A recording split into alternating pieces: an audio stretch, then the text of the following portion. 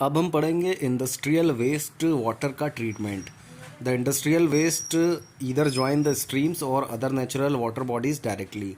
हमारा जो industrial waste होता है या तो वो स्ट्रीम्स को ज्वाइन करता है या फिर जो भी नेचुरल वाटर बॉडीज़ होती है रिवर वगैरह उनको डायरेक्ट जाके ज्वाइन कर लेता है वो, और are emptied into the municipal sewers, या फिर वो म्युनिसिपल सीवर्स जो होते हैं उसमें जाता है। Thus, these wastes affect the normal life present in a water body or these affect the normal functioning of a sewage treatment plant।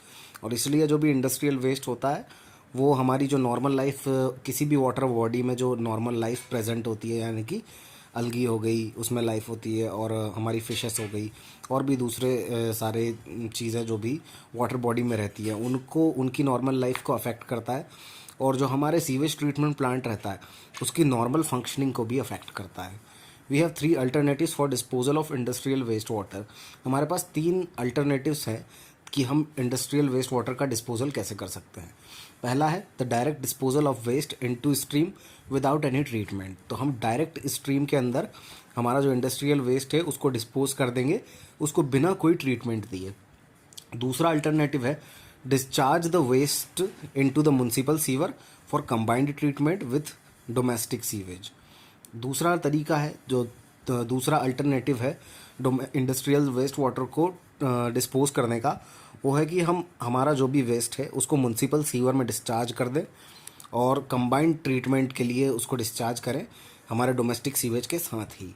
और तीसरा जो अल्टरनेटिव है वो है हमारा कि सेपरेट ट्रीटमेंट करें इंडस्ट्रियल वेस्ट का, उसको वाटर बॉडी में डिस्चार्ज करने से पहले। तो ये 3 अल्टरनेटिव होते हैं। The selection of particular process depends on various factors like. तो अब इनमें से कौन सा हमको अल्टरनेटिव सेलेक्ट करना है, उसका जो प्रोसीजर है, उसकी जो प्रोसेस है वो इन फैक्टर्स पे डिपेंड करती है। तो किन किन फैक्टर्स पे डिपेंड करती है? एक self purification capacity of streams, उस स्ट्रीम की सेल्फ प्यूरिफिकेशन कैपेसिटी कितनी है। अगर वो खुद प्योर हो जाती है स्ट्रीम, अगर वो सेल्फ प्यूरिफिकेशन कैपेसिटी उसकी ज़्यादा है तो हम उसमें इंडस्ट्रियल वेस्ट डिस्चार्ज कर सकते हैं डायरेक्टली बिना उसको ट्रीट किए हुए। Permissible limits of the pollutants in the water body established by law. तो अगर जो भी हम लॉ के द्वारा जो भी इस्टेब्लिश्ड की गई जो भी पॉल्यूटेंट्स की लिमिट है उनकी वो कितनी है, इस पर भी हमारा जो मेथड ऑफ सिलेक्शन है, हम किस तरीके से डिस्पोज करेंगे, वो डिपेंड करता है। उसके बाद अगली जो चीज़ है वो है इकोनॉमिक इंटरेस्ट, जिस पे कि हमारा अल्टरनेटिव डिपेंड करता है। उसके बाद जो हमारी नेक्स्ट है वो टेक्निकल एडवांटेजेस है, हमको क्या क्या टेक्निकल एडवांटेजेस मिलेंगे अगर हम इंडस्ट्रियल सीवेज को डोमेस्टिक सीवेज के साथ मिक्स करके उसको भेजेंगे तो टेक्निकल एडवांटेज मिलेंगे, या फिर सेपरेटली भेजेंगे तो हमको मिलेंगे, या डायरेक्टली हम स्ट्रीम में डिस्चार्ज करेंगे तो हमको मिलेंगे। तो इन सभी फैक्टर्स के ऊपर हम किस प्रोसेस के थ्रू इंडस्ट्रियल वेस्ट वाटर को डिस्चार्ज करेंगे ये डिपेंड करता है। उसके बाद जो हमारे इंडस्ट्रियल वेस्ट होते हैं उनके कुछ कैरेक्टरिस्टिक्स होते हैं। तो उसके क्या कैरेक्टरिस्टिक्स होते हैं? पहला कैरेक्टरिस्टिक उसका होता है unlike the domestic sewage the industrial waste are very different to generalize. जैसा कि हम डोमेस्टिक सीवेज में बहुत ही आसानी से जनरलाइज कर सकते हैं, जैसे गीला कचरा अलग है, सूखा कचरा अलग है, उसमें भी मेटल के टुकड़े अलग हैं, प्लास्टिक अलग है, कांच अलग है। तो इन सारी चीज़ों को हम डिफरेंट मतलब उनको डिफ़र कर सकते हैं, हम काफ़ी इजीली जनरलाइज कर सकते हैं। लेकिन इंडस्ट्रियल वेस्ट में ऐसा नहीं है, इंडस्ट्रियल वेस्ट को जनरलाइज करना काफ़ी ज़्यादा डिफ़िकल्ट होता है। अगला जो कैरेक्टरिस्टिक है इंडस्ट्रियल वेस्ट का वो है the characteristics of industrial waste not only vary with the type of industry but also from plant to plant producing some type of product. तो जो भी इंडस्ट्रियल वेस्ट है हमारा, उसका जो कैरेक्टरिस्टिक है वो इंडस्ट्रियल अलग अलग इंडस्ट्री, जैसे कि केमिकल इंडस्ट्री से अलग तरीके का वेस्ट निकलेगा, फिजिकल इंडस्ट्री से अलग तरीके का वेस्ट निकलेगा, लेदर इंडस्ट्री से अलग तरीके का वेस्ट निकलेगा। तो अलग अलग इंडस्ट्री से अलग अलग तरीके का वेस्ट निकलता है, अलग अलग प्लांट टू प्लांट के हिसाब से वो वेरी करता है। जो भी हमारा इंडस्ट्रियल प्लांट है उसके हिसाब से हमारा वेस्ट वेरी करता है, और कितना जो उसकी क्वांटिटी होगी, किस टाइप का वो होगा हमारा वेस्ट, वो सभी कुछ वेरी करता है प्लांट टू प्लांट। ब्रॉडली अगर देखें, broadly this pollutant can be classified into 6 categories. तो 6 कैटेगरी में हम ब्रॉडली अगर देखें तो इन पॉल्यूटेंट्स को हम क्लासीफाई कर सकते हैं। Organic substance that deplete the oxygen content of the receiving streams and impose a great load on the biological unit of STP। तो जो एसटीपी मतलब सीवेज ट्रीटमेंट प्लांट। तो जो पहली कैटेगरी है हमारी पॉल्यूटेंट्स की, वो हो सकती है ऑर्गेनिक सब्सटेंस की। तो ऑर्गेनिक सब्सटेंस कौन क्या होते हैं? तो ऑर्गेनिक सब्सटेंस होते हैं जो कि हमारा जो भी स्ट्रीम है उसके अंदर ऑक्सीजन का कंटेंट है उसको डिप्लीट कर देते हैं, यानी कम कर देते हैं। और जो भी हमारी बायोलॉजिकल यूनिट है सीवेज ट्रीटमेंट प्लांट के अंदर, उसके ऊपर बहुत ही ज़्यादा लोड बढ़ा देते हैं। मतलब जब ये ऑर्गेनिक सब्सटेंसेस हमारे सीवेज ट्रीटमेंट प्लांट में जाएंगे तो बायोलॉजिकल यूनिट को बहुत ज़्यादा काम करना पड़ेगा और उसके ऊपर लोड बढ़ जाएगा। तो वो उस लोड को बढ़ा देते हैं, उनको हम बोलते हैं ऑर्गेनिक सब्सटेंसेस। उसके बाद जो दूसरी कैटेगरी में हम क्लासीफाई कर सकते हैं पॉल्यूटेंट्स को, वो है इनऑर्गेनिक सब्सटेंसेस, जैसे कि कार्बोनेट्स, क्लोराइड्स, नाइट्रोजन एट्सेट्रा। ये करते क्या है? It renders the water body unfit for further use. ये जो जो भी हमारी वाटर बॉडी होती है उसको अनफिट कर देते हैं ताकि हम उसको और ज़्यादा फिर से उसका उपयोग ना कर सके। क्योंकि क्या होता है, ये इनऑर्गेनिक सब्सटेंस होते हैं, ये उस वाटर बॉडी में जाके ही सेटल हो जाते हैं और धीरे धीरे धीरे धीरे उस वाटर बॉडी का जो यूज़ है उसको अनफिट करते जाते हैं। And sometimes encourage the growth of micro plants. और कई बार क्या होता है, इन्हीं के ऊपर जो हमारे छोटे छोटे प्लांट्स होते हैं वो डेवलप होना शुरू हो जाते हैं, जैसे कि एल्गी हो गई। ये सारे कुछ इनऑर्गेनिक सब्सटेंस के ऊपर डेवलप होना चालू हो जाता है किसी भी वाटर बॉडी में। एक नोट है यहाँ पे इम्पॉर्टेंट, जो कि एक ऑब्जेक्टिव और टाइप से पूछा जा सकता है कि algae requires predominantly carbon, nitrogen and phosphorus. तो एल्गी जो होती है, काई जो होती है, कजी जो होती है, अगर उसकी ग्रोथ करनी है तो उसको 3 चीज़ें लगेगी, CNP, carbon, nitrogen and phosphorus. और जब लेक सरफेस जो रहेगी वो कम्प्लीटली इन्फेस्टेड हो जाती है एल्गी से, उस प्रोसेस को बोलते हैं यूट्रोफिकेशन। आपने देखा होगा कई बार ऐसे तालाब रहते हैं जिसके पूरे पूरे तालाब के ऊपर ही पूरी जो काई है, जो एल्गी है, वो जम जाती है और उस प्रोसेस को हम लोग बोल देते हैं यूट्रोफिकेशन। और ये फिनोमेना कब होता है? जब हम ओवरडोज कर देते हैं सीवेज का। जब हम मतलब जितना हमको डिस्चार्ज उसमें नहीं करना चाहिए उस स्ट्रीम में या लेक में, लेकिन हम उसका ओवरडोज कर देते हैं, तब ये फिनोमेना होता है यूट्रोफिकेशन का। यानी कि पूरी जो सरफेस होती है हमारी वाटर बॉडी की, उसके ऊपर जो एल्गी है वो ग्रोथ कर लेती है। और इसी को प्रोडक्टिविटी ऑफ लेक भी बोलते हैं। It is the measure of growth of algae in the lake. जो हमारा किस रेट से जो ग्रोथ हुई है एल्गी की, उसको मेजर करने के लिए हम उसको बोलते हैं productivity of lake. Too much productivity implies bad health of the lake water. तो अगर ज़्यादा ग्रोथ है एल्गी की तो प्रोडक्टिविटी उसकी लेक की हमारी ज़्यादा होगी, और जो हमारा लेक का वाटर है उसकी हेल्थ जो रहेगी बेकार होगी। अगर उस पर ज़्यादा मतलब काई जमी हुई है तो उसको हम बोलेंगे कि उसकी प्रोडक्टिविटी ज़्यादा है, लेकिन जो पानी की हेल्थ है वो ज़्यादा अच्छी नहीं है। और on the based of productivity lakes are classified into 4 categories. तो प्रोडक्टिविटी के बेसिस पे अगर हम देखें तो 4 कैटेगरी में हम लेक्स को बांट सकते हैं। पहले होते हैं ओलिगोट्रॉफिक लेक। तो ओलिगोट्रॉफिक लेक क्या होते हैं? इन लेक्स में क्या होता है, जो हमारा वाटर होता है वो बहुत ही क्लियर होता है और इसमें एकदम एल्गी नहीं होती है। तो नो एल्गी जिसमें होती है, हम इन लेक्स को एल्गी की बेसिस पे ही, इनकी प्रोडक्टिविटी के बेसिस पे ही इनको क्लासीफाई कर रहे हैं। तो जिसमें बिल्कुल भी एल्गी नहीं होती है उसको बोलते हैं oligotrophic lake. Through out the depth oxygen is abandoned. और जब उसमें एल्गी नहीं होती है तो वो ऑक्सीजन कंज्यूम नहीं कर रही होती है, और उसी कारण उस लेक के अंदर बहुत ज़्यादा ऑक्सीजन पूरी थ्रू आउट उसकी जितनी गहराई है, डेप्थ है, वहाँ तक उसमें बहुत सारी ऑक्सीजन अबंडेंट मात्रा में पाई जाती है। और उसमें पॉल्यूशन जो है वो बिल्कुल ना के बराबर होता है, वो नेग्लेजिबल होता है। उसके बाद जो नेक्स्ट टाइप है हमारा लेक का, वो है मीसोट्रॉपिक लेक। मीसोट्रॉपिक लेक वो लेक होते हैं इसमें वाटर क्लियर रहता है, बट जो बॉटम सरफेस रहती है वो विजिबल नहीं रहती, क्योंकि नीचे नीचे जो है वहाँ पे काई जमना चालू हो जाती है, कजी जमना चालू हो जाती है, एल्गी की ग्रोथ चालू हो जाती है, प्रोडक्टिविटी बढ़ जाती है, और ऑक्सीजन इसमें भी प्रेजेंट रहती है। लेकिन ओलिगोट्रॉफिक के कंपैरिजन में देखेंगे हम तो उससे थोड़ा कम ऑक्सीजन प्रेजेंट रहती है। फिर अगला जो टाइप आता है लेक का, वो आता है यूट्रॉपिक लेक। यूट्रॉपिक लेक ये वो लेक होते हैं इन विच यूट्रोफिकेशन हैज़ कम्प्लीटली हैपेंड। तो यूट्रोफिकेशन यानी कि एल्गी की ग्रोथ जिसमें हो चुकी है उसको हम बोल देते हैं यूट्रॉफिक लेक। और एक होते हैं सेनेसेंट लेक। सेनेसेंट लेक जो होते हैं वो ऐसे लेक होते हैं जिसमें कि सेडिमेंट्स डिपॉजिट होने लगते हैं, मतलब बाहर के एल्गी की ग्रोथ तो हो ही जाती है, लेकिन जो बाहर के जो धूल के कण होते हैं और दूसरे जो भी सेडिमेंट्स होते हैं वो भी ऊपर से आके उस पर इकट्ठे होने लगते हैं, और उसके बाद वहाँ पे जो एरिया होता है वो मार्शी एरिया बन जाता है, एक दलदल दलदल जैसा एरिया बन जाता है, उसको हम बोल देते हैं सेनेसेंट लेक। तो इस तरीके से प्रोडक्टिविटी के हिसाब से हम लेक्स को 4 तरीके में बांट सकते हैं। उसके बाद हमारे आते हैं एल्कलीन और एल्केलीज। ये भी हमारा एक ये लोग हम क्या पढ़ रहे हैं, ये बेसिकली हम पढ़ रहे थे टाइप्स ऑफ पॉल्यूटेंट। तो ये 6 कैटेगरी में हमने देखा है। तो उसमें हमने पहले देख लिए ऑर्गेनिक सब्सटेंसेस, फिर हमने देख लिए इनऑर्गेनिक सब्सटेंसेस। अब उसके बाद जो हमारा थर्ड टाइप का जो हमारा पॉल्यूटेंट आता है वो आता है एसिड्स और alkalis, which makes the receiving stream unsuitable for the growth of fish and other aquatic life.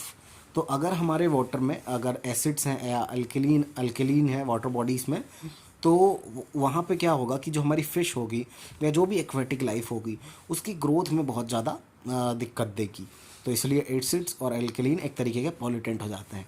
अगले पॉल्यूटेंट होते हैं हमारे टॉक्सिक सब्सटेंस, जैसे कि साइनाइड्स हो गया, सल्फाइड्स हो गया, एसिटिलीन हो गया, ये सारे टॉक्सिक सब्सटेंस में आते हैं, विच कॉज अनरिपेयरेबल डैमेज। इनसे जो डैमेज होता है इन टॉक्सिक सब्सटेंस से वो अनरिपेयरेबल होता है, वो रिपेयरेबल नहीं होता है।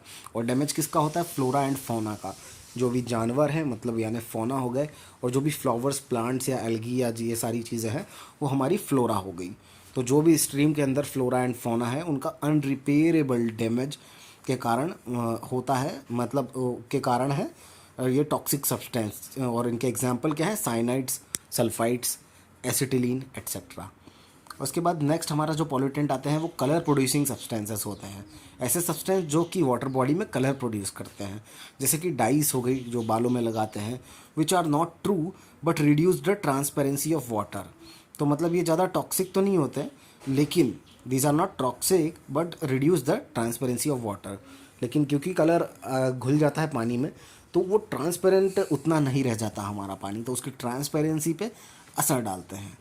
उसके बाद जो 6th टाइप के पॉल्यूटेंट होते हैं वो होते हैं oil and other floating substances. तो जो भी सरफेस पे हमारा जो ऑयल होता है और या फिर दूसरे ग्रीस हो गए या इस टाइप के सब्सटेंसेस जो सरफेस के ऊपर हमारी फ्लोट करते हैं, तैरते हैं, उनको वो भी एक तरीके के पॉल्यूटेंट हो जाते हैं, which not only reorder the stream unslightly but interfere with the self purification by not allowing oxygen to enter into the stream। तो क्योंकि ये सरफेस के ऊपर जमा हो जाते हैं तो ये पानी के अंदर जो बाहर के एटमॉस्फेयर से जो ऑक्सीजन आ रही होती है उसको एंटर नहीं करने देते हैं, क्योंकि ये अपने आप में एक लेयर बना लेते हैं उसके ऊपर, और उसके कारण ये ओवरऑल जो सेल्फ प्योरीफिकेशन मैकेनिज्म होता है किसी भी स्ट्रीम का उसमें इंटरफेरेंस करते हैं, जो कि बिल्कुल भी अच्छा नहीं है। उसके बाद जो कुछ पॉल्यूशन कैरेक्टरिस्टिक्स देख लेते हैं हम। पॉल्यूशन कैरेक्टरिस्टिक्स अलग अलग इंडस्ट्रीज़ के हिसाब से। तो जो हमारी इंडस्ट्री होती है पेपर एंड पल्प इंडस्ट्री होती है, जो पेपर जहाँ पे पेपर बनता है वहाँ पे जो पॉल्यूशन कैरेक्टरिस्टिक्स है वो होते हैं स्ट्रॉन्ग कलर होता है, वहाँ पे जो पॉल्यूशन होता है उसमें बीओडी जो रहती है वो हाई रहती है, और सीओडी बाय बीओडी का जो रेशियो होता है वो भी हाई होता है। उसमें वो जो थोड़ा ज़्यादा अल्कलाइन होता है और उसमें सोडियम कंटेंट ज़्यादा होता है। और इसके लिए हम जो ट्रीटमेंट सजेस्ट करते हैं वो सजेस्ट करते हैं जो केमिकल ट्रीटमेंट होती है, केमिकल रिकवरी जो होती है उसको सजेस्ट करते हैं। लाइम ट्रीटमेंट फॉर कलर उसको सजेस्ट करते हैं, कलर अगर हटाना है तो लाइम ट्रीटमेंट करेंगे। बायोलॉजिकल ट्रीटमेंट हम इसके लिए सजेस्ट करते हैं। उसके बाद जो फेनरी हमारे जो होते हैं इंडस्ट्री, उसमें जो पॉल्यूशन निकलता है वो भी उसका भी कलर स्ट्रॉन्ग रहता है, उसमें सॉल्ट कंटेंट काफ़ी ज़्यादा निकलता है, उसमें बीओडी जो है वो हाई होता है काफ़ी, और डिज़ोल्व सॉलिड्स जो रहते हैं वो भी हाई होते हैं। प्रेजेंस ऑफ सल्फाइड वो भी ज़्यादा होती है, और लाइम और जो क्रोमियम रहता है वो भी होता है इसके पॉल्यूशन में। और इसके लिए जो हम सजेस्ट करते हैं ट्रीटमेंट, तो हम केमिकल और बायोलॉजिकल ट्रीटमेंट है उसको सजेस्ट करते हैं। उसके बाद हमारी जो टेक्सटाइल इंडस्ट्री होती है, कॉटन की इंडस्ट्री होती है, उसमें उसका जो पॉल्यूशन होता है वो भी काफ़ी ज़्यादा अल्कलाइन होता है, उसका बीओडी हाई होता है, और उसमें सस्पेंडेड सॉलिड्स की मात्रा भी ज़्यादा होती है। और उसके लिए जो हम ट्रीटमेंट सजेस्ट करते हैं वो होता है केमिकल ट्रीटमेंट और बायोलॉजिकल ट्रीटमेंट। उसके बाद जो पेट्रोकेमिकल इंडस्ट्रीज़ होती है उसमें जो पॉल्यूटेंट्स होते हैं वो होता है ऑयल और हाई बीओडी और सीओडी, और जो टोटल सॉलिड्स होते हैं वो भी काफ़ी ज़्यादा हाई होते हैं, और उसके लिए भी सेम हम केमिकल ट्रीटमेंट और बायोलॉजिकल ट्रीटमेंट सजेस्ट करते हैं। उसके बाद डिस्टिलरी और जो ब्रीवरी है, जो डिस्टिल वाटर की और जो हमारे ब्रीवरेजेस हैं जैसे कि पेप्सी वगैरह ये सारी चीज़ें, उनमें से जो हमारे पॉल्यूशन निकलता है वो उसका कलर काफ़ी स्ट्रॉन्ग होता है, उसमें क्लोराइड की मात्रा काफ़ी ज़्यादा होती है, सल्फेट की मात्रा काफ़ी ज़्यादा होती है, और उसमें बीओडी जो है वो काफ़ी ज़्यादा हाई होता है, और उसके लिए हम लोग केमिकल ट्रीटमेंट सजेस्ट नहीं करते, लेकिन बायोलॉजिकल ट्रीटमेंट जो है उसको सजेस्ट किया जाता है। उसके बाद फार्मास्यूटिकल्स जो होती है दवाइयाँ वाली कंपनी, वहाँ से जो पॉल्यूशन निकलता है उसमें टोटल सॉलिड्स काफ़ी ज़्यादा हाई होते हैं, सीओडी उसका काफ़ी ज़्यादा हाई होता है, और सीओडी टू बीओडी का रेशियो जो होता है वो भी काफ़ी हाई होता है, और या तो ये एसिडिक नेचर का होता है या अल्कलाइन नेचर का होता है, तो जो हमारा पॉल्यूशन होता है वो। और उसके लिए हम जो सजेस्ट करते हैं ट्रीटमेंट, वो करते हैं केमिकल ट्रीटमेंट और बायोलॉजिकल ट्रीटमेंट। उसके बाद हमारी ऑयल रिफाइनरीज होती है, तेल की जो कंपनीज होती है, उसमें से जो पॉल्यूशन निकलता है वो होता है फ्री ऑयल होता है या इमल्सिफाइड ऑयल उसमें से निकलता है, और उसके लिए हम लोग जो ट्रीटमेंट सजेस्ट करते हैं वो होता है ऑयल सेपरेशन या केमिकल ट्रीटमेंट या बायोलॉजिकल ट्रीटमेंट। उसके बाद जो हमारी डेयरी होती है, दूध से रिलेटेड जो प्रोडक्ट्स होते हैं, उन प्लांट्स में से हमारा जो पॉल्यूशन निकलता है वो काफ़ी हाईली डिजॉल्व सॉलिड्स होते हैं, उसमें सस्पेंडेड सॉलिड्स होते हैं, उसका बीओडी हाई होता है, और प्रेजेंस उसमें रहती है ऑयल की और ग्रीस की, और उसको ट्रीट करने के लिए हम लोग सजेस्ट करते हैं बायोलॉजिकल ट्रीटमेंट। उसके बाद जो हमारी शुगर की जो शक्कर की कंपनीज होती हैं, चीनी की, उसमें जो पॉल्यूशन निकलता है वो काफ़ी ज़्यादा हाई निकलता है, उसकी वोलेटाइल सॉलिड्स की जो वैल्यू रहती है वो काफ़ी हाई होती है, और उसका जो पीएच रहता है वो लो रहता है, यानी एसिडिक नेचर का वो पॉल्यूशन होता है, और उसके लिए हम सजेस्ट करते हैं उसको ट्रीट करने के लिए बायोलॉजिकल ट्रीटमेंट। उसके बाद जो नेक्स्ट हमारा जो इंडस्ट्री है वो है फर्टिलाइज़र इंडस्ट्री। तो फर्टिलाइज़र्स जो इंडस्ट्रीज है उनमें जो हमारा पॉल्यूशन क्रिएट होता है वो काफ़ी ज़्यादा उसमें नाइट्रोजन कंटेंट होता है, और उसके लिए हम सजेस्ट करते हैं कि बायोलॉजिकल ट्रीटमेंट किया जाए उसका। उसके बाद जो हमारी कोक की इंडस्ट्रीज़ हैं उसमें हमारा अमोनिया कंटेंट हाई होता है, फिनॉल कंटेंट हाई होता है, बीओडी कंटेंट हाई होता है, और जो सस्पेंडेड हमारे सॉलिड्स होते हैं वो लो होते हैं, और जो हमारे साइनाइड है वो काफ़ी ज़्यादा हाई होता है, और हमारी जो ट्रीटमेंट है ना वो ट्रीटमेंट हम उसमें सजेस्ट करते हैं केमिकल ट्रीटमेंट और बायोलॉजिकल ट्रीटमेंट। उसके बाद हम लोग देख लेते हैं टॉक्सिक केमिकल्स क्या क्या निकलते हैं इंडस्ट्रीज से। तो फर्टिलाइज़र्स जो होते हैं, वो फर्टिलाइज़र जो इंडस्ट्री होती है उसमें से हमारे टॉक्सिक केमिकल्स निकलते हैं अमोनिया और आर्सेनिक।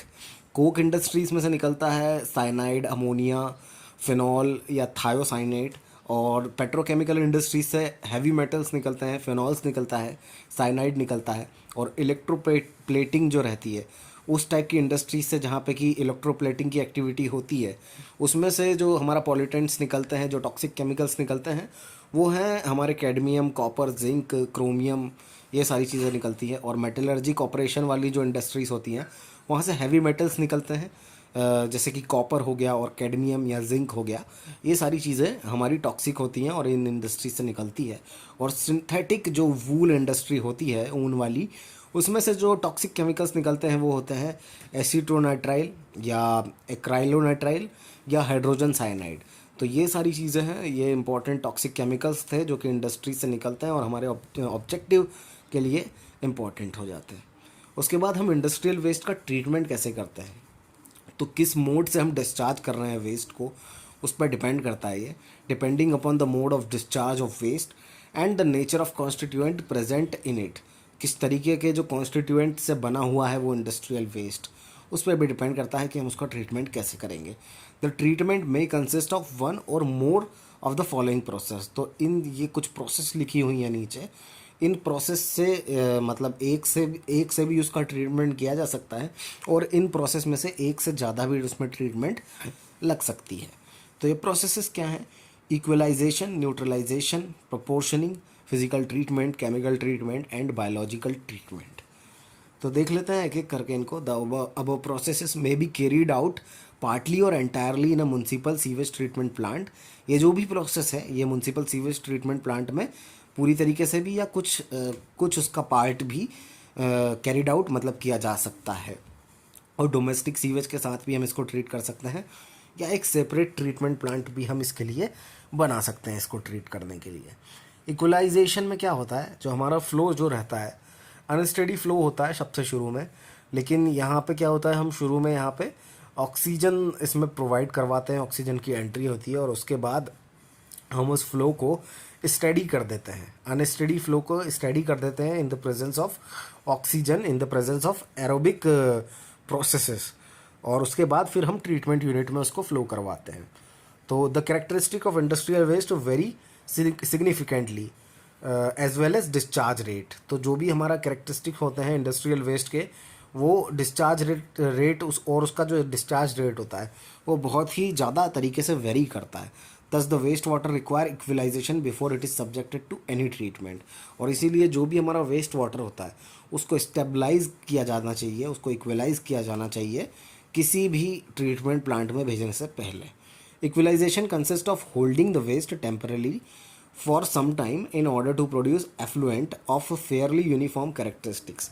इक्विलाइजेशन का मतलब क्या होता है, इक्विलाइजेशन में क्या करते हैं हम, हमारा जो वेस्ट होता है उसको टेम्परेरीली कुछ समय के लिए हम उसको होल्ड कर लेते हैं, ताकि जो हमारा एफ्लुएंट है वो यूनिफॉर्मली उसके जो कैरेक्टरिस्टिक्स हैं, जो भी हमारा एफ्लुएंट है, जो हमारा वेस्ट है, उसके जो कैरेक्टरिस्टिक्स हैं वो फेयरली यूनिफॉर्म हो जाए, मतलब एक जैसे हो जाए। इसलिए उसको हम एक जगह पे थोड़ी देर रोक लेते हैं। There can be a provision of continuous mixing in the basin. और अगर हमको ऑक्सीजन की उसमें मिक्सिंग करवानी है, एरोबिक प्रोसेस क्रिएट करवानी है, तो हम वहाँ पे कंटिन्यूस मिक्सिंग का प्रोविज़न भी दे सकते हैं। वहाँ पे मतलब हम कंटिन्यूस मिक्सिंग भी प्रोवाइड कर सकते हैं, जो लगातार उस एफ्लुएंट को मिक्स करेगी और उसी के थ्रू उस मिक्सिंग बेसिन में हम ऑक्सीजन प्रोवाइड करते जाएंगे। उसके बाद हमारा न्यूट्रलाइजेशन प्रोसेस है, इससे भी हम वाटर को हमारा जो इंडस्ट्रियल वेस्ट है उसको ट्रीट कर सकते हैं। तो न्यूट्रलाइजेशन प्रोसेस में होता क्या है वो देख लेते हैं। एक फैंडर यूनिट होती है, उसमें एसिड और बेस वो कुछ भी हो सकती है, और उसके बाद उसमें ऑक्सीजन जो रहता है उसको प्रोवाइड किया जाता है, और उसके बाद एसिड बेस का जो हम न्यूट्रलाइजेशन करते हैं सॉल्ट और वाटर से। इसका एग्जांपल देख सकते हैं, एसिड जो होता है HNO3 होता है, उसमें बेस जुड़ता है जब NaOH, तो जो हमारा सॉल्ट होता है वो प्रोड्यूस होता है NaNO3 और H2O प्रोड्यूस होता है। जब भी waste when the waste contains excessive amount of acid और अल्कली, जब भी हमारा वेस्ट है इंडस्ट्रियल वेस्ट, उसमें जब बहुत ज़्यादा मात्रा में एसिड और अल्कली प्रोड्यूस अमाउंट प्रेजेंट होते हैं, the waste requires neutralisation in the तो उस वक्त जब भी एसिड और अल्कली होंगे तब हमारा जो वेस्ट है उसको न्यूट्रलाइजेशन हमको उसका करना पड़ेगा। और ये करेंगे कहाँ पे, तो वो न्यूट्रलाइजेशन टैंक में करेंगे। If there is space restriction, acid और base can be added in equalisation tank itself. तो अगर हमारे पास ज़्यादा जगह नहीं है न्यूट्रलाइजेशन करने के लिए, तो हम क्या करेंगे, इक्वलाइजेशन टैंक में ही एसिड और बेस को हम ऐड कर सकते हैं। Neutralisation process is necessary in paper and pulp, cotton and sugar and pharmaceutical industries. तो ये इंपॉर्टेंट इंडस्ट्रीज़ हैं जिनमें कि न्यूट्रलाइजेशन प्रोसेस जो है वो नेसेसरी है, ज़रूरी है। कौन कौन सी है, paper and pulp, cotton, sugar और फार्मास्यूटिकल इंडस्ट्री। इन इंडस्ट्रीज़ में जो न्यूट्रलाइजेशन की प्रोसेस है ये करना काफ़ी इम्पॉर्टेंट है। उसके बाद हमारी जो नेक्स्ट प्रोसेस होती है इंडस्ट्रियल वेस्ट को ट्रीट करने की, वो होती है प्रपोर्शनिंग। जब भी हमारा कोई इंडस्ट्रियल वेस्ट वाटर होता है उसको जब हम ट्रीट करते हैं, म्युनिसिपल सीवेज को में हम उसको जब डिस्चार्ज करते हैं या डायरेक्टली स्ट्रीम में डिस्चार्ज करते हैं ट्रीटमेंट के बाद, तो जो वेस्ट होता है उसमें कुछ हमको एक यूनिट ऑपरेशन लगाना पड़ता है जिसको हम प्रपोर्शनिंग बोलते हैं। प्रपोर्शनिंग में होता क्या है, proportioning consist of control of discharge of waste water into receiving sewer और stream in a fixed proportion to flow of domestic sewage और स्ट्रीम। तो इसमें हम करते क्या है, कंट्रोल करते हैं जो भी हमारा डिस्चार्ज होता है वेस्ट वाटर का, और वो हमारा सीवर में जा रहा होता है या फिर हमारा स्ट्रीम में जा रहा होता है, तो उसको हम एक फिक्स्ड प्रपोर्शन में उसको कंट्रोल करते हैं, ताकि हम जो फ्लो है हमारा उसको हम डोमेस्टिक सीवेज और स्ट्रीम में डिस्चार्ज कर सकें एक फिक्स्ड प्रोपोर्शन में। तो उसको हम प्रपोर्शनिंग बोलते हैं। और इससे होता क्या है, it helps in reducing shock loading या सडन लोडिंग जो होती है, और हमारी जो स्ट्रीम्स की क्वालिटी होती है उसको भी इम्प्रूव करती है। तो शॉक लोडिंग और सडन लोडिंग को रिड्यूस करती है प्रोपोर्शनिंग, और जो हमारी क्वालिटी होती है स्ट्रीम्स की उसको इम्प्रूव करती है। जैसे कि ये रिवर है और सीवेज ट्रीटमेंट प्लांट से जब यहाँ से इसमें आ रहा है तो जब भी वेस्ट आ रहा है तो वहाँ पे हम एक प्रोपोर्शनिंग यूनिट प्रोसेस करते हैं। उसके बाद जो नेक्स्ट हमारी जो प्रोसेस होती है वो होती है फिजिकल ट्रीटमेंट। अब फिजिकल ट्रीटमेंट में दो तरीके की चीज़ें आ जाती है, एक होता है सेडिमेंटेशन और एक होता है फ्लोटेशन। तो सेडिमेंटेशन कब करवाते हैं? जब स्पेसिफिक ग्रेविटी हमारी एक से ज़्यादा होती है। और फ्लोटेशन कब होता है? जब हमारी जो भी हमारा मटेरियल है उसकी स्पेसिफिक ग्रेविटी एक से कम होती है। तो जनरली ये होता है एक रेक्टेंगुलर टैंक में या सर्कुलर टैंक में। अगर हम एग्जांपल देखें तो ये हॉरिजॉन्टल फ्लो टैंक का एग्जांपल हो गया, या स्किमिंग टैंक हो गया, जिसमें कि ऊपर जो हमारे ऑयल और ग्रीस वगैरह होते हैं वो होते हैं, और इसमें हम एक एरेटर का भी प्रोविज़न दे सकते हैं। Before an industrial waste is subjected to a chemical or biological treatment or both, it may be required to separate the suspended matters by physical operations. The physical operation generally used for are sedimentation and flotation. जब भी हम कोई भी industrial waste होता है उसको हम biological और केमिकल ट्रीटमेंट देने से पहले हम उसके जो सस्पेंडेड मैटर होते हैं उनको फिज़िकल ऑपरेशंस के थ्रू उनको रिमूव कर सकते हैं। और जनरली फिज़िकल ऑपरेशंस में क्या आता है? सेडिमेंटेशन और flotation. Sediment tanks are provide when waste water contains high percentage of settleable solids. जब भी सेटलिएबल सॉलिड्स ज़्यादा होते हैं तब सेडिमेंटेशन टैंक हम प्रोवाइड करते हैं। Imhoff cone is used to determine settleable solids. और इन सेटलिएबल सॉलिड्स का हम डिटरमाइन करने के लिए एक कोन का यूज़ करते हैं, उसका नाम है इमॉफ कोन। तो Imhoff cone is used for determining the settleable solids. एक इस तरीके का कोन रहता है जिसमें कि मार्किंग जो रहती है वो ml में दी हुई होती है, और उसमें जो हम सीवेज रहता है हमारा सीवेज उसको डाल देते हैं और उसको 2 घंटे के लिए छोड़ देते हैं। जब और वो ml जो है जहाँ तक भी वो डार्क कलर का जो सेटल होता है और लाइट कलर ऊपर बच जाता है। तो डार्क कलर नीचे सेटल हो जाता है और लाइट कलर ऊपर सेटल हो जाता है। तो जो सेटलिएबल सॉलिड जो भी सेटल हो गए हैं वो उनकी रीडिंग हम देख सकते हैं 230 ml पर लीटर है। तो 1 लीटर जो रहता है ये टोटल इसका वॉल्यूम रहता है हमारे इमाफ कोन का।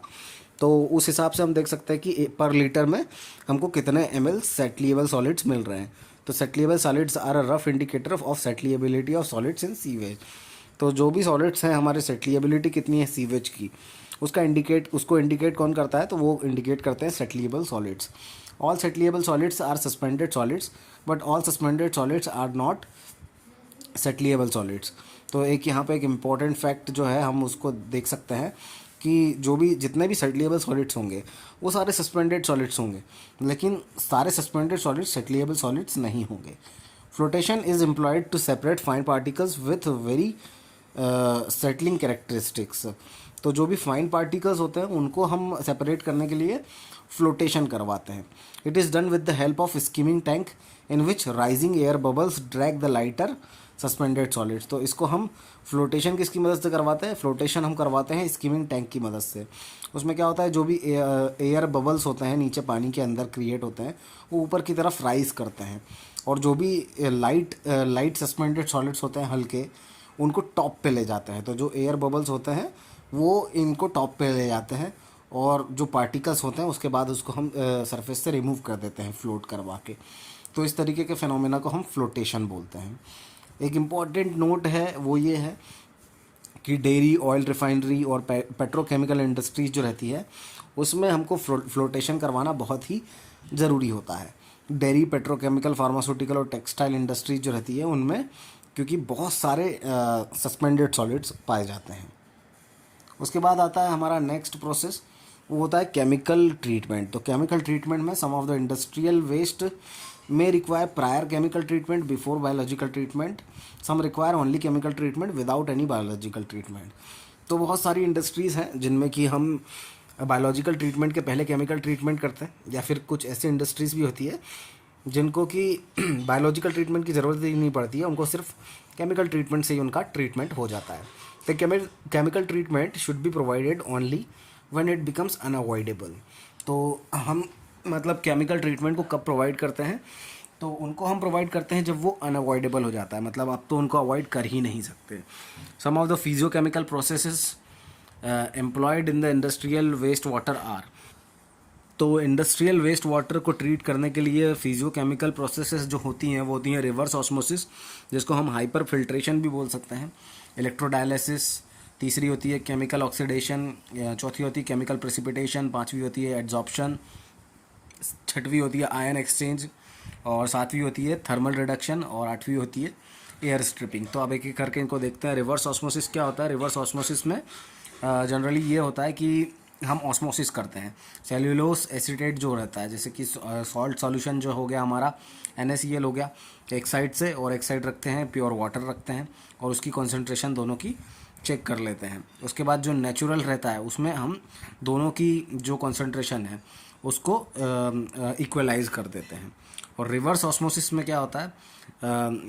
सेल्यूलोस जो रहता है उसको डाइल्यूट कर लेते हैं, तो सॉल्ट सॉल्यूशन जो रहता है उसके ऊपर प्रेशर अप्लाई करते हैं और प्योर वाटर की तरफ वो जाता है, और वॉल्यूम जो रहता है प्योर वाटर का वो इंक्रीज़ करता जाता है।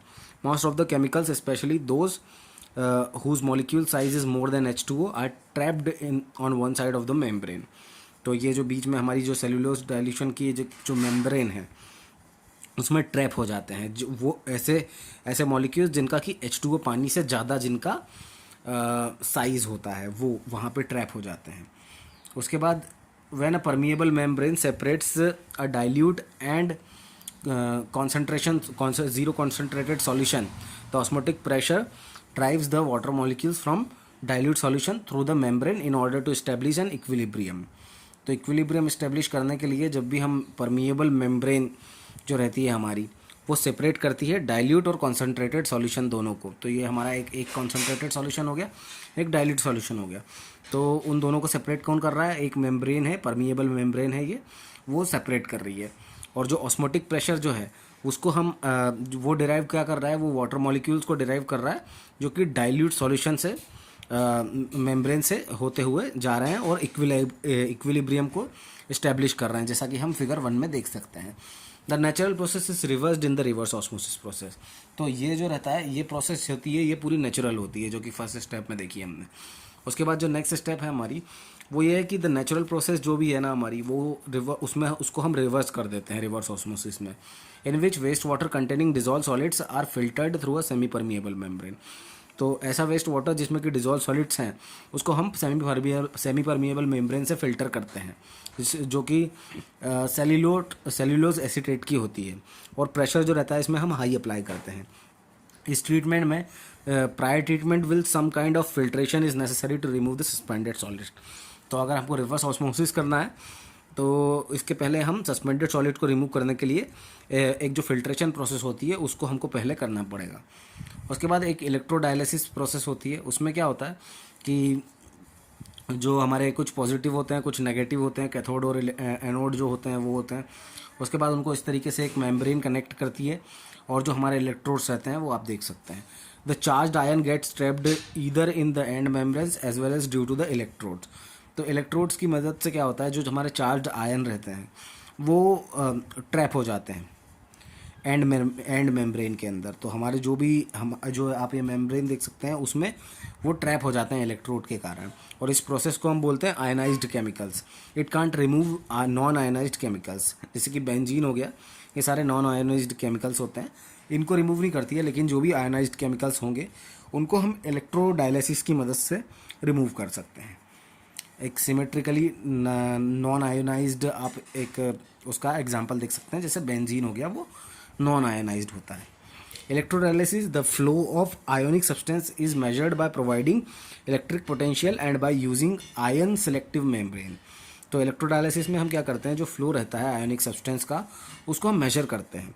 कैसे? इलेक्ट्रिक पोटेंशियल को प्रोवाइड करके, और जो आयोनिक सेलेक्टिव मेम्ब्रेन है उसके थ्रू हम उसका यूज़ करके हम उसको मेजर करते हैं। It requires alternative cations positive and anionic electrodes and when the water is passed through such arrangement the ions get removed.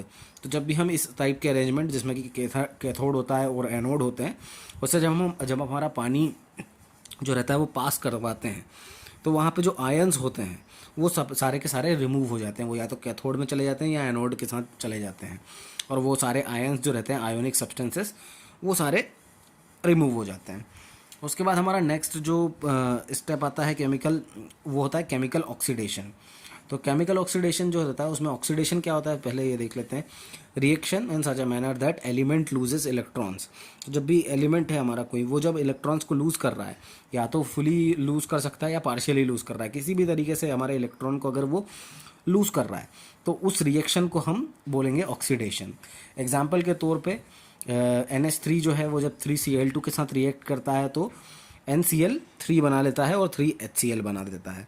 तो ये जो पूरी प्रोसेस है जिसमें कि इलेक्ट्रॉन्स जो हैं वो लूज़ हो रहे हैं, उसको हम बोल देंगे ऑक्सीडेशन की process. The chemical oxidation consist of adding chemicals like chlorine और ozone to oxidise the substance like NH3 cyanide sulphide etcetera. तो केमिकल ऑक्सीडेशन में क्या करते हैं हम, केमिकल्स हो गए जैसे कि क्लोरीन और ओजोन हो गए, जिनका यूज़ करते हैं हम ताकि हम NH3 जो हो गया, अमोनिया हो गया हमारा, और साइनाइड हो गया और सल्फाइड हो गया, इन सभी को हम ऑक्सीडाइज कर सकें।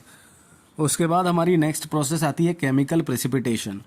तो केमिकल प्रेसिपिटेशन की ज़रूरत हमको क्यों पड़ती है? It is required to ensure the settlement of very small suspended solids. तो जो कि हमारे बहुत ही स्मॉल सस्पेंडेड सॉलिड्स होते हैं जिनको हम कोलाइड्स बोलते हैं, जब उनका हमको सेटलमेंट करवाना पड़ता है तो उस वक्त हमको केमिकल प्रेसिपिटेशन की ज़रूरत पड़ती है। This particle exhibit Brownian motion, क्योंकि ये कोलाइड्स जो रहते हैं ये ब्राउनियन मोशन में मूव करते हैं, जिगजैग मोशन में, रैंडम मोशन होता है जो कि काफ़ी, उसमें ये होते हैं पानी के अंदर। और ये कोलाइड्स जो रहते हैं ये बहुत ही स्मॉल सस्पेंडेड सॉलिड्स होते हैं। तो इनके सेटलमेंट के लिए पहले हम क्या करते हैं, केमिकली इनको प्रेसिपिटेट करवा देते हैं, यानी नीचे सेटल करवा देते हैं, और उसके बाद इनको रिमूव करते हैं। तो इसमें जो हम कंपाउंड यूज़ करते हैं वो यूज़ करते हैं इसमें हम कोगुलेंट्स। तो कोगुलेंट्स जो रहते हैं वो कौन कौन से यूज़ किए जा सकते हैं? एलम यूज़ कर सकते हैं, कोपरास यूज़ कर सकते हैं, क्लोरीनेटेड कोपरास यूज़ कर सकते हैं, या सोडियम एल्यूमिनेट यूज़ कर सकते हैं। तो ये सारे कोगुलेंट होते हैं। उसके बाद जो एलम होता है उसकी प्रॉपर्टीज़ देख लेते हैं। एलम एक हाइड्रेटेड एल्यूमिनियम सल्फेट होता है जिसका फॉर्मूला जो कि इंपॉर्टेंट है Al2SO4 थ्राइस डॉट 18H2O। इसमें एलम जो है Al2SO4 थ्राइस है और इसमें हाइड्रेटेड वाटर जो है वो 18H2O है। जब एलम को हम ऐड करते हैं पानी के अंदर तो वो एल्कलाइन स्पेसीज जो भी रहती है उसके अंदर उनके साथ रिएक्ट करता है और एक स्टिकी प्रेसिपिटेशन बना लेता है जिसको कि एल्यूमिनियम हाइड्रोक्साइड यानी AlOH थ्राइस बोलते हैं। अब ये एलम जो है ये पीएच इसकी एक रेंज होती है, अगर वाटर का हमारा वो पीएच होगा तभी एलम रिएक्ट करेगा। तो ये 6.5 से 8.5 के बीच की पीएच रेंज में ये एक्ट करता है। It forms floc along with the suspended solids. तो जो भी हमारे सस्पेंडेड जो स्मॉल सस्पेंडेड सॉलिड्स हैं उनके साथ एक ये फ्लोक बना लेता है और फ्लोकुलेशन की प्रोसेस हो जाती है। ग्रुप ऑफ पार्टिकल्स को हम फ्लोक बोलते हैं। डोसेज जो रहता है वो एलम का, उसको हम जार टेस्ट की मदद से हम खोज सकते हैं। तो ये इंपॉर्टेंट ऑब्जेक्टिव्स पूछ सकता है। ये एलम जो है वो उसका फॉर्मूला क्या है? Al2SO4 thrice dot 18H2O। ये रिएक्ट करता है और एक स्टिकी प्रेसिपिटेट बनाता है। वो क्या बनाता है? Aluminium hydroxide. इसकी पीएच रेंज होती है 6.5 से 8.5 और ये जो फ्लोक होता है ये सस्पेंडेड सॉलिड को की मदद से बनाता है और इसका जो डोसेज है वो हम जार टेस्ट की मदद से फाइंड कर सकते हैं। उसके बाद जो नेक्स्ट हमारा कोगुलेंट है वो है कोपरास। ये क्या होता है? ये होता है हाइड्रेटेड फेरस सल्फेट यानी FeSO4 7H2O। ये क्या करता है? ये भी अल्कलाइन स्पेसीज जो होती है पानी के अंदर उसके साथ रिएक्ट करता है और स्टिकी प्रेसिपिटेट बनाता है। ये जो प्रेसिपिटेट बनाता है वो होता है FeOH थ्राइस यानी फेरिक हाइड्रोक्साइड। अब ये FeOH थ्राइस जो रहता है ये सस्पेंडेड सॉलिड के साथ कंबाइन करता है और फ्लोक बनाता है और इसकी जो पीएच रेंज है वो होती है 9.5 से ज़्यादा। मतलब अगर हमारे पानी में पीएच 9.5 से ज़्यादा है तो हम यूज़ करेंगे कोपरास का एज ए कोगुलेंट। उसके बाद जो नेक्स्ट हमारा पीएच जो कोगुलेंट है वो है क्लोरीनेटेड कोपरास। तो ये क्या होता है? ये फेरोइक सल्फेट और फेरोइक क्लोराइड यानी FeSO4 थ्राइस और FeCl3 इन दोनों का कॉम्बिनेशन होता है, उसको हम बोलते हैं क्लोरीनेटेड कोपरास। ये भी जब हमारा पीएच जो रहता है वो बेसिक नेचर का होता है, हमारा जो वाटर है यानी कि 9.5 से इसका ज़्यादा होता है जब पीएच तब, और ये 3.5 और 6.5 के बीच में जब एसिडिक रेंज का होता है हमारा पीएच तब, इन दोनों ही रेंज में पीएच रेंज में ये काम करता है chlorinated copperas. It also reacts with alkaline species and produces sticky precipitate of FeOH thrice. तो सेम कोपरास जैसे ही ये FeOH थ्राइस जो है ये प्रेसिपिटेट फॉर्म करता है। उसके बाद जो नेक्स्ट हमारा कोगुलेंट है वो है सोडियम एल्यूमिनेट Na2Al2O4। तो ये क्या करता है, it works at all pH values, जितनी भी कोई सी भी pH वैल्यू दे दो इसको, कोई मतलब नहीं, इसको ये अपना बढ़िया फ्लॉक बना के देगा। It is costlier to manufacture, क्योंकि ये बहुत महंगा भी होता है, तो इसलिए ये हर pH वैल्यू में काम तो करता है, लेकिन ये बहुत ज़्यादा महंगा होता है, इसको बनाना बहुत महंगा होता है। It reacts with hardness present in the water, और क्योंकि ये सारी चीज़ें, ये जो ऊपर के जो हमारे कोगुलेंट है, ये सब एल्केलाइन जो प्रोडक्ट्स होते हैं, एल्केलिनिटी जो होती है उनके उससे रिएक्ट करता है। लेकिन जो हमारा सोडियम एल्यूमिनेट है, ये हार्डनेस जो प्रेजेंट होती है हमारे वाटर के अंदर, उससे रिएक्ट करता है और फ्लॉक बनाता है। तो इस चीज़ को हम इन रिएक्शंस में भी देख सकते हैं कि Na2Al2O4 जब Ca जो प्रेजेंट है, हमारी हार्डनेस होती है, ये कैल्शियम, आपने फर्स्ट चैप्टर में पढ़ा होगा, तो लिक्विड वेस्ट मैनेजमेंट में हमने इसको देखा था। तो Na2Al2O4 जब रिएक्ट करता है कैल्शियम के साथ, तो वो कैल्शियम एल्यूमिनेट जो रहता है वो प्रेसिपिटेट बना देता है और 2Na बच जाता है। उसके बाद जब Mg2 पॉजिटिव के साथ रिएक्ट करता है तो मैग्नीशियम एल्यूमिनेट बना देता है, और जो कि प्रेसिपिटेट होता है, और 2Na बचा देता है। तो ये जो अबव प्रेसिपिटेट्स होते हैं, ये स्टिकी होते हैं और पोरस होते हैं, और इसलिए ये फ्लॉक बन जाते हैं। उसके बाद जो हमारी नेक्स्ट प्रोसेस आती है वो आती है एड्जॉर्प्शन की। एड्जॉर्प्शन क्या होता है, एक सरफेस फिनोमिना होता है, और एब्जॉर्प्शन जो होता है वो एक केमिकल फिनोमिना होता है। तो ये दो तरीके के शब्द होते हैं, एड्जॉर्प्शन और एब्जॉर्प्शन, जिसमें कि हम कंफ्यूज हो जाते हैं। जब एड्जॉर्प्शन जब पूछे तो ये सरफेस पे होगा, और एब्जॉर्प्शन जब होगा तो वो केमिकल फिनोमिना की बात कर रहे हैं हम। तो एड्जॉर्प्शन यहाँ पे हम करते हैं। Adsorption in industrial waste treatment refers to the use of activated substances such as activated silica, activated carbon, activated alumina या बोन चार एट्सेट्रा। तो जब भी हम एड्जॉर्प्शन की बात करते हैं इंडस्ट्रियल वेस्ट ट्रीटमेंट करने के लिए, तो हम एक ऐसे सब्सटेंस का यूज़ कर रहे होते हैं जो कि एक्टिवेटेड होता है, जैसे कि सिलिका हो गया, कार्बन हो गया, एल्यूमिना होगा, या बोन चार हो गया। ये सारे एक्टिवेटेड सब्सटेंस का जब हम यूज़ करते हैं, केमिकली यूज़ करते हैं, तो हम उस फिनोमिना को बोल देते हैं एड्जॉर्प्शन। और इसमें क्या होता है मेनली कि सोडियम क्लोराइड जो है उसका एड्जॉर्प्शन हो सकता है। NaCl को जब हम मिक्स करते हैं, नमक को मिक्स करते हैं, तो वो एक एड्जॉर्प्शन फिनोमिना होता है, क्योंकि ये केमिकली एड्जॉर्प्शन का एक फिनोमिना हो रहा है। कोई भी ऑर्गेनिक मैटर, ऑर्गेनिक मॉलिक्यूल्स है, स्मॉल हो सकता है या लार्ज हो सकता है, उसमें कार्बन मैट्रिक्स होता है, उसमें कुछ पोर्स अवेलेबल होते हैं जो कि स्मॉल हो सकते हैं या लार्ज मॉलिक्यूल हो सकता है, जहाँ पे कि एड्जॉर्प्शन होगा। और जो पोर्स अवेलेबल रहेंगे वो सिर्फ स्मॉल मॉलिक्यूल के में रहेंगे, और वहीं पे एड्जॉर्प्शन होगा। अब जैसे एक्टिवेटेड कार्बन रहता है, जैसे कोल हो गया, वुड हो गया, फूड हो गया, मैटर हो गया, एट्सेट्रा, वो जब इनके साथ रिएक्ट करता है तो हीट आती है उसके अंदर, और ऑक्सीजन की एब्सेंस होती है वहाँ पे। तो जो कार्बन और नाइट्रोजन का बॉन्ड रहता है वो ब्रेक हो जाता है, और उसके बाद जो पॉजिटिवली चार्ज जो कार्बन रहता है वो उसके साथ जुड़ जाता है। तो कुछ इस तरीके का प्रोसेस होता है हमारा एड्जॉर्प्शन में। उसके बाद एड्जॉर्प्शन जो रहता है उसमें इन्वॉल्व होता है the use of activated substance in the form of fixed bed through which waste water passes. तो एक्टिवेटेड जो सब्सटेंस रहते हैं एक फिक्स्ड बेड में लगे हुए रहते हैं, और उसमें से जब हमारा पानी पास होता है तो वो उनके संपर्क में आता है। It is to be done after secondary treatment. तो सेकेंडरी ट्रीटमेंट के बाद हो जाने के बाद हम इस एड्जॉर्प्शन प्रोसेस को करते हैं। This implies that it is a part of tertiary treatment, और क्योंकि ये सेकेंडरी के बाद हो रहा है तो इसका मतलब ये टर्शियरी ट्रीटमेंट का पार्ट है।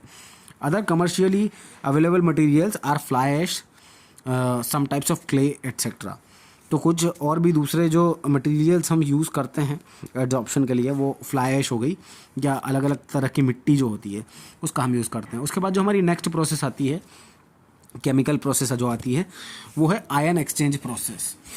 तो आयन एक्सचेंज प्रोसेस में होता क्या है, जो हमारे पॉजिटिवली और नेगेटिवली चार्ज दोनों पार्टिकल्स होते हैं, केटायन केटायन एक्सचेंज बेड एक वहाँ पे प्रोवाइड कर देते हैं, और वहाँ से क्या होता है, सिर्फ जो हमारे हाइड्रो पॉजिटिव जो आयंस होते हैं वो वहाँ से पास होते हैं। पहले इसकी थ्योरी देख लेते हैं, इसके बाद डायग्राम इसका काफ़ी अच्छे से समझ में आएगा। जो आयन एक्सचेंज प्रोसेस होती है ये सेम इलेक्ट्रोडायलिसिस टाइप की होती है, जो कि आयंस जो रहते हैं हमारे वाटर के अंदर उनको रिमूव करती है। तो waste water is passed through a fixed bed. इसमें भी हमारा एक वेस्ट वाटर जो रहता है उसको हम एक फिक्स्ड बेड से पास करवाते हैं, और उसमें जो आयन्स रहते हैं वो पॉजिटिवली चार्ज भी हो सकते हैं या नेगेटिवली चार्ज भी हो सकते हैं। और आयन एक्सचेंज बेड जो रहता है उसमें रीजनरेशन भी होता रहता है आयन्स का, तो आयन्स को रीजनरेट भी कर सकते हैं ये ions bed. Thus it becomes more costly than electrodialysis, इसलिए ये आयन एक्सचेंज प्रोसेस जो रहती है ये इलेक्ट्रोडायलिसिस प्रोसेस से ज़्यादा कॉस्टली होती है। मोर ओवर द एसिड और बेस रिक्वायर्स फर्दर डिस्पोजल, और इसके बाद जो हमारा जो एसिड और बेस जो रहते हैं उसका हमको फिर से हमको डिस्पोज करना पड़ता है। तो जैसे ये Cl जो हो गया, क्लोरीन हो गया, हमारा SO4 हो गया, सल्फेट हो गए, सोडियम हो गया Na, और ये सारे अलग अलग इन पे चार्ज होता है। Cl पे नेगेटिव, SO4 पे नेगेटिव, Na पे पॉजिटिव। उसके बाद जो हमारा नेक्स्ट ट्रीटमेंट आता है, नेक्स्ट प्रोसेस आती है, वो होती है थर्मल रिडक्शन। तो थर्मल रिडक्शन में क्या होता है कि रिफ्रैक्ट्री जो रहता है उसका यूज़ करते हैं हम। रिफ्रैक्ट्री मतलब कि इस तरह की ईंटें जो कि जलती नहीं है आग से, तो रिफ्रैक्ट्री जो रहती है उसको यूज़ करते हैं टू हीट द वेस्ट और वेस्ट वाटर। जो भी हमारा वेस्ट है या वेस्ट वाटर जो है उसको हम गर्म करने के लिए, हीट करने के लिए, उसमें आग लगाने के लिए रिफ्रैक्ट्री का यूज़ करते हैं। And the organic solids get oxidised and get removed. तो जो भी हमारे, जब हम आग लगाते हैं थर्मल रिडक्शन में, तब क्या होता है कि जो भी हमारे ऑर्गेनिक मैटर प्रेजेंट होते हैं वेस्ट वाटर के अंदर, वो सब जल के भस्म हो जाते हैं, ऑक्सीडाइज हो जाते हैं और हट जाते हैं। उसके बाद जो नेक्स्ट प्रोसेस होती है जिसका हम यूज़ कर सकते हैं वो एयर स्ट्रिपिंग होती है। तो एयर स्ट्रिपिंग में आप देख सकते हैं एक डायग्राम जिसमें कि एयर ऊपर से आ रही है, एक डेंसीफायर लगा हुआ है, एक डेमिस्टर पॉड लगा हुआ है, उसमें उसके नीचे जो है हमारा कंटेमिनेटेड स्टेरिन लगा रहता है इस तरीके से, और जो उसके नीचे हमारे वाटर डिस्ट्रीब्यूटरी लगी होती है, और फिर 2 मीडिया लगे रहते हैं पोरिंग के लिए, और उसके बीच में भी एक वाटर रीडिस्ट्रीब्यूशन की फैसिलिटी दी हुई होती है, और नीचे से एयर आ रही होती है और उसके नीचे से पानी जा रहा होता है। तो एयर स्ट्रिपिंग क्या होती है?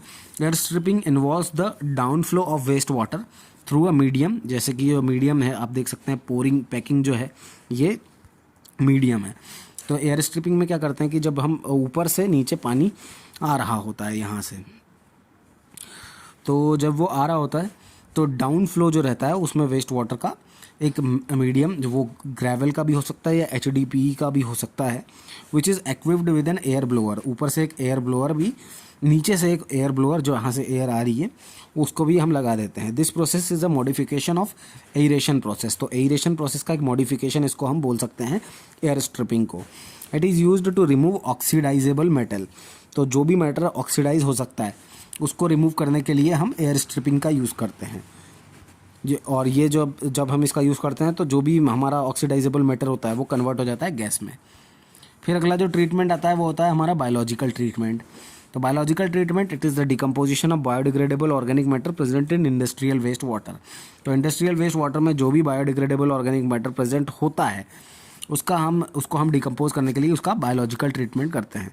गवर्नमेंट ऑफ इंडिया के मैनुअल के हिसाब से बायोलॉजिकल ट्रीटमेंट हम तब करते हैं जब BODO अपॉन COD का जो रेशियो है वो 0.3 से ज़्यादा है या उसके बराबर है। अब COD क्या होता है? COD जो हमको पता है ये रिप्रेजेंट करता है oxygen demand for biodegradable organic matter and non biodegradable organic matter, BOM and NBOM। तो इनको रिप्रेजेंट करता है, और जबकि BOD जो रहता है वो सिर्फ ऑक्सीजन डिमांड ऑफ BOM को रिप्रेजेंट करता है।